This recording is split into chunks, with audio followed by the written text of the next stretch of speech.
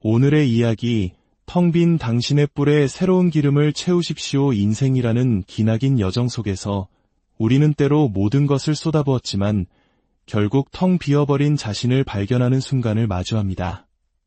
깊은 슬픔과 상실감에 사로잡혀 더 이상 앞으로 나아갈 힘조차 없다고 느낄 때가 있습니다. 오늘 우리는 성경 속 한 인물, 선지자 사무엘의 이야기를 통해 바로 그 절망의 순간에 하나님께서 우리에게 어떻게 말씀하시고 어떻게 새로운 희망을 채워주시는지에 대한 깊은 통찰을 나누고자 합니다. 본격적인 이야기에 앞서 잠시 여러분의 마음을 구합니다. 만일 오늘 이 이야기가 당신의 마음에 작은 울림을 준다면 이 영상을 공유해 주십시오. 어둠 속에 있는 누군가에게 따뜻한 빛 한 줄기를 나누는 것과 같은 귀한 일이 될 것입니다. 또한 저희 채널을 구독해 주시는 것은 저희가 이 귀한 여정을 계속해 나갈 수 있는 가장 큰 격려가 됩니다. 이 온기를 나누는 모든 분들의 삶에 하나님의 크신 은혜와 평강이 함께하기를 기도합니다. 성경 사무엘상 16장의 첫 구절은 이렇게 시작됩니다. 여호와께서 사무엘에게 이르시되 내가 이미 사울을 버려 이스라엘 왕이 되지 못하게 하였거늘 내가 그를 위하여 언제까지 슬퍼하겠느냐. 너는 뿔에 기름을 채워 가지고 가라. 내가 너를 베들레헴 사람 이새에게로 보내리니 이는 내가 그의 아들 중에서 한 왕을 보았노라 하시는지라. 여기서 우리는 깊은 슬픔에 잠긴 한 사람 사무엘을 만납니다. 그는 자신이 직접 기름을 부어 세웠던 이스라엘의 초대왕 사울이 하나님께 불순종하여 버림받은 사실에 마음 아파하고 있었습니다. 자신의 모든 노력과 기대가 물거품이 되고 하나님의 은총을 잃은 채 전장에서 비참한 최후를 맞이한 사울을 생각하며 사무엘은 눈물로 밤을 지새웠을 것입니다. 우리 삶에도 이런 순간이 찾아옵니다. 슬퍼하고 애통해야 할 때가 분명히 있습니다. 사랑하는 것을 잃었을 때, 믿었던 사람에게 배신당했을 때, 혹은 인생의 큰 실패를 겪었을 때 그 아픔을 억지로 외면할 필요는 없습니다. 눈물은 우리 영혼의 상처를 씻어내는 정화의 과정일 수 있습니다. 하지만 오늘 본문은 우리에게 더 중요한 교훈을 줍니다. 슬픔에 머물러 있어야 할 때가 있는가 하면 이제는 그 슬픔을 딛고 일어서야 할 때가 있다는 것입니다. 하나님은 우리가 영원한 상실감과 슬픔 속에 머물러 있기를 원치 않으십니다. 하나님은 사무엘에게 말씀하십니다. 언제까지 슬퍼하겠느냐? 내 뿔에 기름을 채워 가지고 가라. 이 말씀 속에는 놀라운 약속이 담겨 있습니다. 사무엘아, 내가 지금 슬퍼하고 있는 그 과거의 일, 내가 잃어버렸다고 생각하는 모든 것들, 나의 계획은 거기에 머물러 있지 않다. 나는 이미 너의 미래에 새로운 것을 예비해 두었다. 내가 이미 길을 열어두었고 새로운 문을 준비해 두었다. 너의 뒤에 남겨진 것들보다 너의 앞에 펼쳐질 날들이 훨씬 더 위대하니 더 이상 과거의 실패에 얽매여 슬퍼하지 말아라. 하나님께서는 우리가 겪어야만 했던 그 아픈 과정을 통해 우리를 더 위대한 목적지로 이끌고 계셨던 것입니다.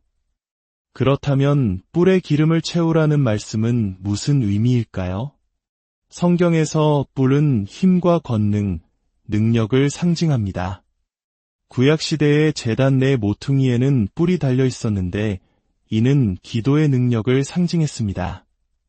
기도는 결코 시간 낭비가 아닙니다.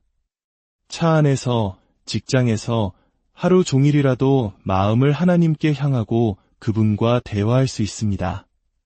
그 기도의 제단에 달린 뿔은 우리의 기도가 얼마나 강력한 힘을 지니는지를 보여줍니다. 또한 성전에서 향을 피우던 분향단에도 뿔이 있었습니다. 이는 찬양과 예배의 능력을 의미합니다. 우리가 드리는 예배는 원수의 길을 막고 영광의 왕이신 하나님이 지나가실 길을 예비하는 강력한 영적 행위입니다. 그리고 기름은 하나님의 임재, 즉 성령님의 능력을 상징합니다.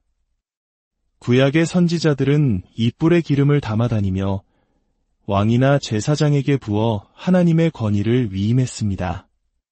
기름 부음은 그 자체로 강력한 능력을 의미했습니다.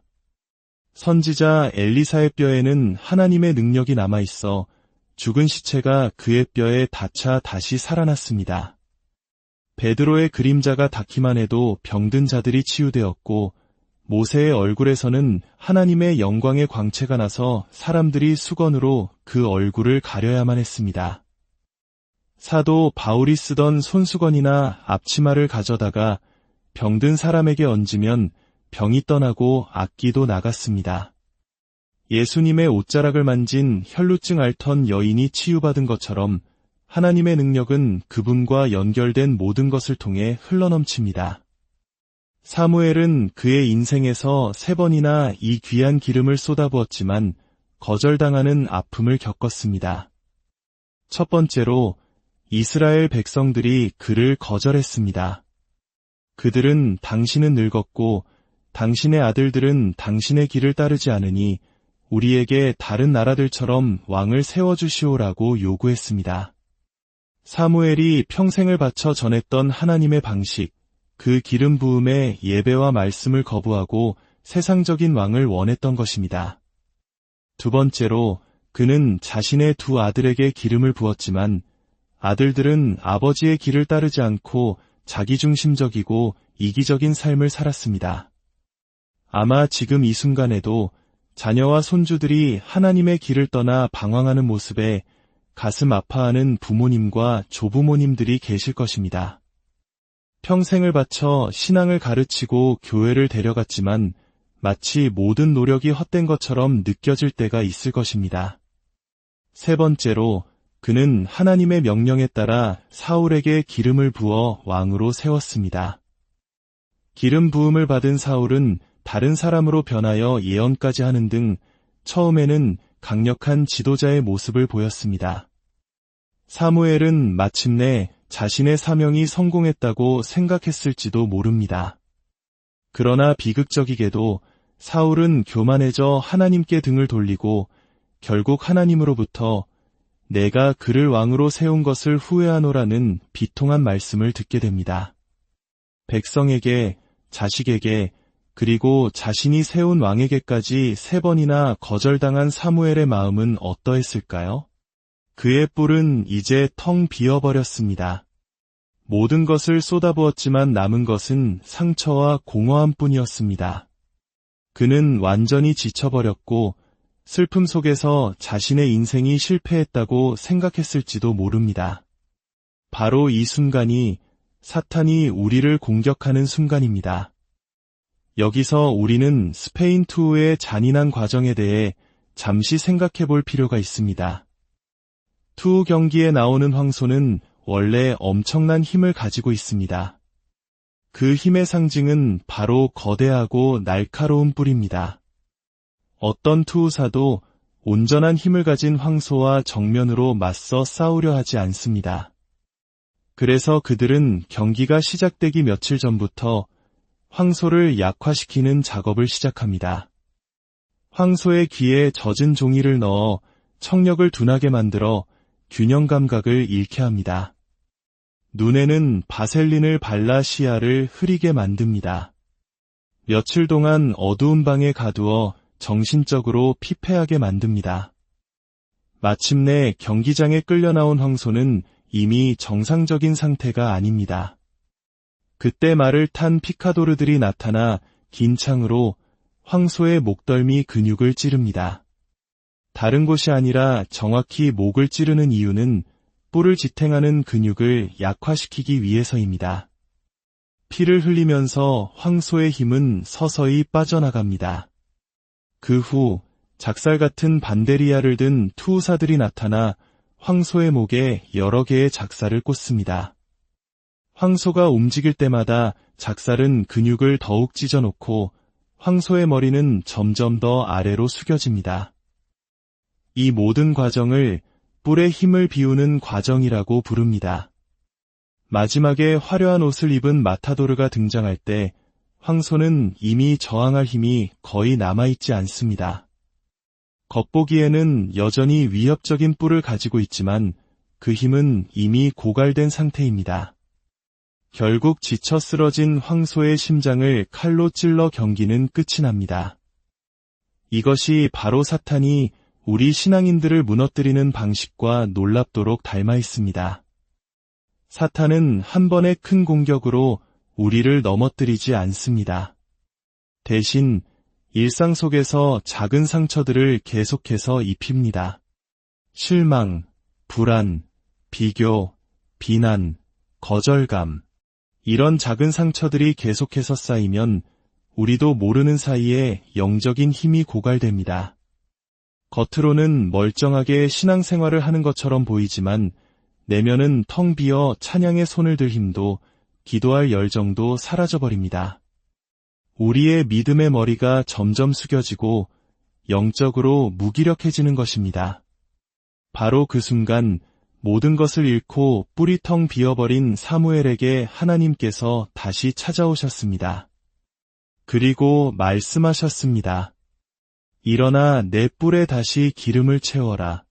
그리고 베들레헴으로 가라. 그곳에 내가 예비한 다윗이라는 이름의 소년이 있다. 그는 찬양하는 자이며 거인을 쓰러뜨릴 나의 사람이다. 하나님께서는 실패와 절망으로 끝났다고 생각한 사무엘에게 마지막이자 가장 위대한 사명을 준비하고 계셨습니다. 한 번 실패했다고, 두 번 거절당했다고 끝이 아니었습니다. 하나님은 사무엘에게 새로운 기름, 신선한 기름을 부어주길 원하셨습니다. 그리고 그 새로운 능력으로 다음 세대인 다윗에게 기름을 붓기를 원하셨습니다. 왜 다윗이 중요했을까요? 사무엘이 기름 부은 그 다윗의 혈통을 통해 온 인류를 구원할 메시아 예수 그리스도께서 이 땅에 오시기 때문입니다. 사무엘의 마지막 기름 부음은 인류 구원의 위대한 역사를 여는 결정적인 순간이었습니다. 원수가 그토록 당신을 공격하고 지치게 만드는 이유는 바로 당신을 통해 기름 부음 받을 다음 세대, 당신의 자녀와 영적인 후배들이 있기 때문입니다.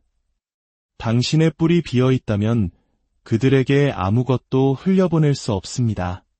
사랑하는 성도 여러분, 지금 당신의 영적인 상태는 어떻습니까? 겉모습은 괜찮지만 속사람은 지쳐있지 않습니까? 삶의 여러 문제들로 인해 당신의 뿔, 즉 당신의 영적인 힘이 텅 비어있지는 않습니까? 시편 92편 10절은 이렇게 노래합니다. 주께서 내 뿔을 들소의 뿔같이 높이셨으며 내게 신선한 기름을 부으셨나이다. 하나님은 오늘 우리에게도 신선한 기름으로 채워주시길 원하십니다. 과거의 은혜에만 머무는 것이 아니라 오늘 이 시간 부어주시는 새로운 성령님의 능력으로 충만해지기를 원하십니다. 만일 당신의 고개가 숙여져 있고 찬양의 손이 내려와 있고 마음과 영이 지쳐 있다면 지금 두 손을 하늘을 향해 드십시오. 마치 두 개의 뿔처럼 깔때기처럼 당신의 손을 들고 이렇게 기도하십시오. 하나님, 제 안이 텅 비었습니다. 원수의 계속되는 공격에 지쳤습니다. 제 힘으로는 더 이상 나아갈 수 없습니다. 주님, 오늘 제 뿔에 신선한 기름을 부어주십시오. 성령님, 제 안에 다시 한번 충만하게 임하여 주십시오.